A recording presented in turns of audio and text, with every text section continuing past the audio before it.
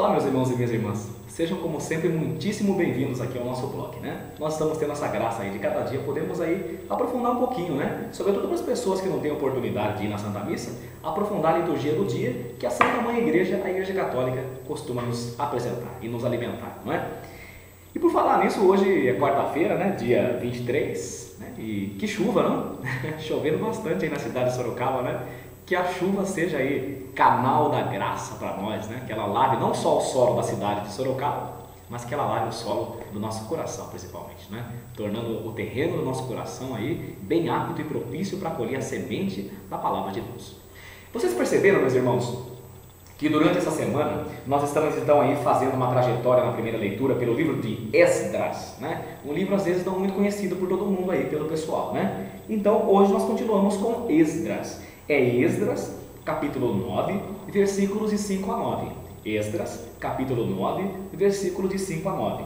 E de tudo que se fala nessa leitura de hoje, muito bonita por sinal, né? Que o povo coloca-se diante de Deus, reconhece o pecado, né? Reconhece a ingratidão. E uma coisa linda acontece, que é a misericórdia de Deus seja derramada sobre eles, né? E de tudo eu destacaria o seguinte, o versículo 6, preste atenção. Meu Deus, estou coberto de vergonha e confusão ao levantar a minha face para ti, porque nossas iniquidades multiplicaram-se acima de nossas cabeças e nossas faltas se acumularam até o céu. Meus irmãos, o pecado. Não sei se é você que está me ouvindo aí, me assistindo, já passou por isso, eu acho que todos nós. Quando nós pecamos, quando nós incorremos no pecado, né? E sobretudo aquele pecado assim que já se tornou rotineiro, difícil de vencer, logo após o pecado, logo após o ato pecaminoso, a gente não tem muita coragem de olhar para Deus. Parece que a gente freia com oração, parece que a gente freia até com participação na missa. Os nossos filhos pedem oração para a gente não faz, porque no fundo a gente se sente um hipócrita, né? Como eu vou rezar para Deus se eu estou em pecado? E sobretudo porque se eu caio nos mesmos pecados de sempre. É o que o autor, né, na primeira leitura, está dizendo. Senhor, eu estou coberto de vergonha e de confusão, eu não consigo olhar para o Senhor. Porque as nossas iniquidades multiplicaram-se acima de nossas cabeças e nossas faltas se acumularam tanto que chegaram até o céu.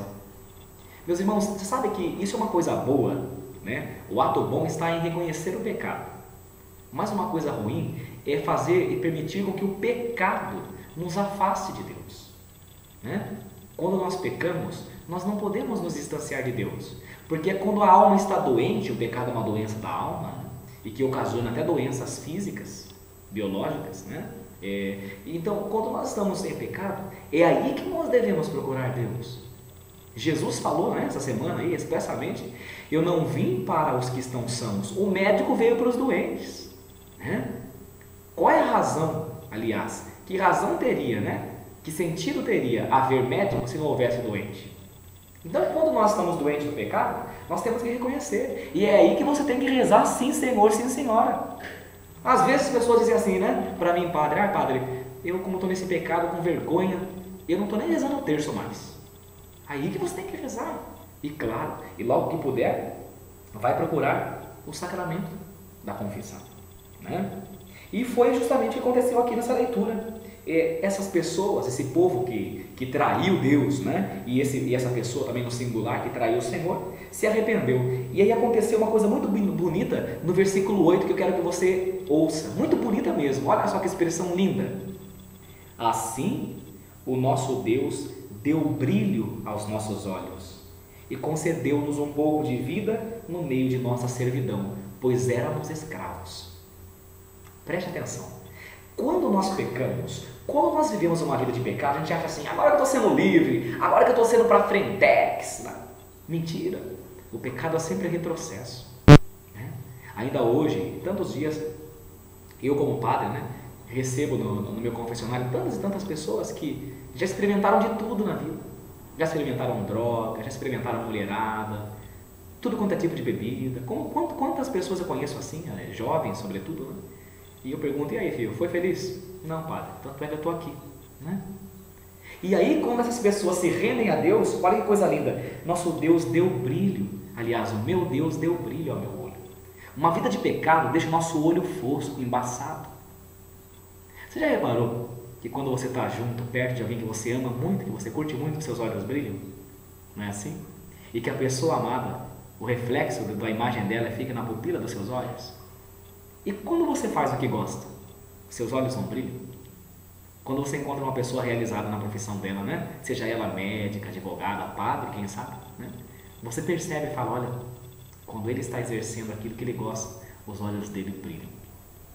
Quando nós confessamos os nossos pecados, nos arrependemos de uma vida besta, de uma vida tonta, e reconhecemos que sem ele, lá de cima, lá do alto, não dá, ele devolve ele devolve vida, brilho aos nossos olhos opacos.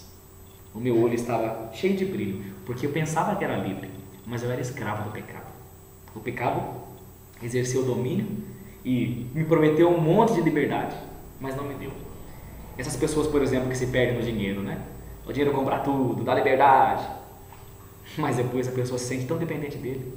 E a droga, né? A maconha, o crack, fazem a pessoa experimentar aquele sentimento, né? De nóia, mas depois pisa e massacra o seu usuário. Por quê? Porque o escraviza. E uma vida desregrada moralmente, né? Uma vida sexual ativa, sem compromisso também.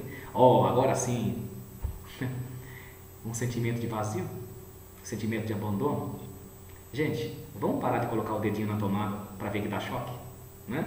Vamos seguir Deus, caminhar com Deus. E eu quero repetir, eu achei essa frase de hoje, dessa primeira leitura, eu quero que você leia na sua casa, Êxodo capítulo 9, né? Versículo 8, parte C. Deus devolveu o brilho aos nossos olhos. Talvez você que me escute esteja sem brilho nos olhos. Deixa Deus devolver o brilho que te falta na vida. Talvez você seja escravo, pois éramos escravos na servidão. Não seja escravo mais não, dos seus vícios, das suas paixões, dos seus enganos, dos seus medos, da sua tristeza, das suas dúvidas. Fica com Deus, viu? Deus abençoe. Vamos ver se a chuva de hoje passa, né? Um beijão, tudo de bom. A gente se vê.